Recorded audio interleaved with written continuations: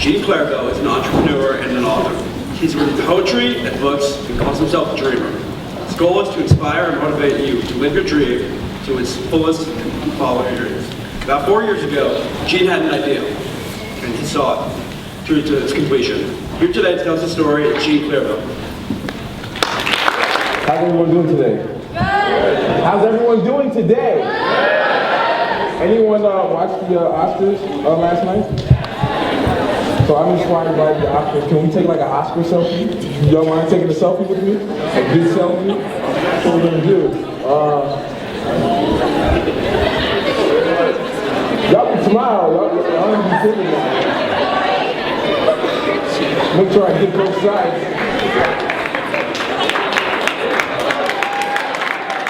Oh, I get the video too. Say hi to the world, people. Hey! Do we have? Raise your hand if you have a dream.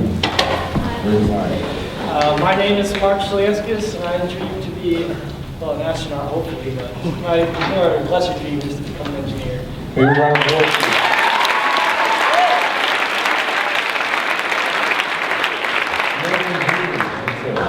My name is Robert, and I want to become a veterinarian one day. Give a round of applause.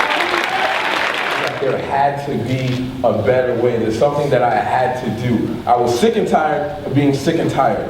And once I realized where I was and where I wanted to be, I'm like, I have to do something. And then I heard a mentor of mine tell me that your gifts will make room for you. And what I wanted to tell you guys today is that everyone in here has a gift. During Christmas time, when someone gives you a gift, what's the first thing you do? Thank you. Y'all so kind, y'all say thanks all the time. But you unwrap your gift. So I want to stress to you guys that every single one of you has a gift, but you have to unwrap it. It took me 19 years to unwrap my gift. It took me 17 and a half years to realize maybe I have a gift, but it took me another 2 years to actually unwrap it, and that's why I'm in front of you guys today. So I was a senior in high school, didn't know what I wanted to do. All I knew is that my passion was writing. Any poets or writers in the building? Great. So all I knew is I had a passion for writing. So all I would do was write. I would write poetry, and I would tag my friends on Facebook, and I would go to open mics. And people would be like, yo, Gene, you should write a book. You should write a book. I'm like, I don't even read or buy books for class. What makes you think that I'm going to write a book? That was my mindset at the time. So I'm like, I'm not going to write no book. Well, here I am in college, catching 6 buses a day. I'm sick and tired of being sick and tired. And then my mom was barely making enough payments to actually send me to school. So I'm like, you know what? I have to find a way. So during one open mic, it was that from that one person I heard, you should write a book. And I was like, you know what? I'm going to go out and I'm going to write this book. And it was a collection of poetry. So when you're a college student, even high school, you're broke. Barely have enough meal swipes. Got to pay for dorm, got to pay for this, that, and the third. I knew that I wanted to become a best-selling author, and I knew that I just wanted to create wealth. So one key point that I want to stress to you is this point of the story is that do not share your dreams with people who can't help you achieve them. Used all the money that I had to create the book. Here's another obstacle. When you self-publish, you need money to create the book, but you also need money to order copies to sell to people. So I used all the money I had to create it, but didn't have a dime to actually sell the book.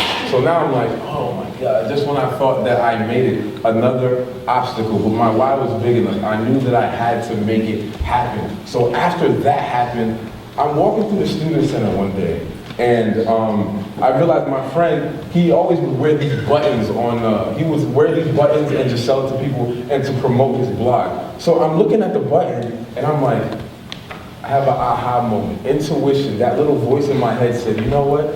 You should create your own button, but not only your own button, your button with a quote from the book and your name on it. So I realized instantly once I had that idea, I knew what quote I wanted to use. So the pin would be the single on the radio, and the book would be the album. People would see the pin and want to buy the book. So I had the idea that, you know what, I'm going to go on campus and I'm going to sell these pins for $3, and everyone, the book is coming out soon. In my mind, I had no idea when the book is coming out, because I obviously don't have a dime. So then I'm like, you know what, everyone, the book is coming out soon, but order these pins in the meanwhile. It's a Saturday evening. My friend hits me up saying, what are you doing? I'm like, I'm not doing anything. So he's like, you wanna go to the mall? I'm like, sure, why not? He shoots me a text 15 minutes later saying, I'm outside. I go outside and I see the 50 buttons that I just ordered.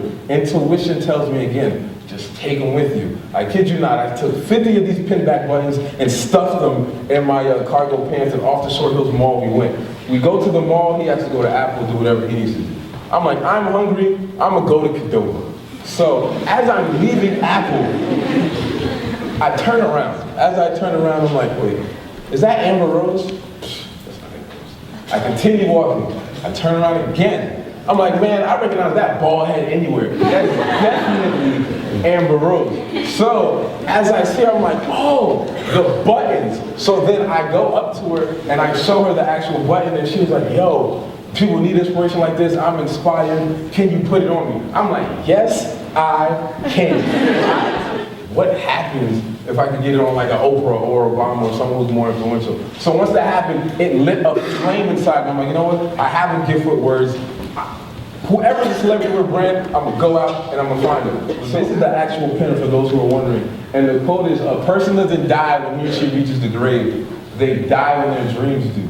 And as you can see here, you have a picture of Big Sean, Tiana Taylor, and Spike Lee. And to your left is the actual picture that I took with Amber Rose when I met her at the mall. And then to the right, I actually have Hill Harper from CSI, for anyone who watches that.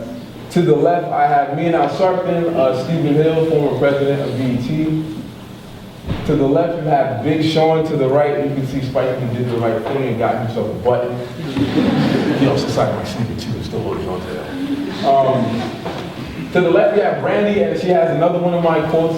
It says, when you procrastinate, you tell your dreams to wait. To the right, you have Chrisette Michelle, and this is just a collage of different people. To the top left, you have Cassie, Wyclef, Lance Gross, Tiana Taylor, Big Sean, and then Amber Rose, Spike Lee, and Michael Williams from like Boardwalk Empire and The Wire. So then I realized, why is everyone supporting me, and why am I gaining so much success from this button? I realized it was the message behind the button. So then I realized, I'm gonna take my talents to Twitter and see how many people I can inspire via Twitter. So the first person to actually tweet the quote was Reverend Run. After Reverend Run tweeted it, it was his brother. After his brother, the list just continued to go on, from Meek Mill to Funkmaster Flex to a whole bunch of people. Here's the actual screenshot of Russell Simmons tweeting the quote.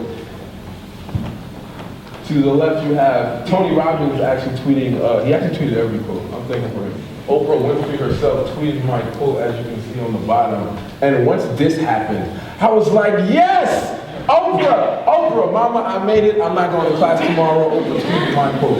My mom has no idea what a tweet is. She just heard Oprah and she was ecstatic.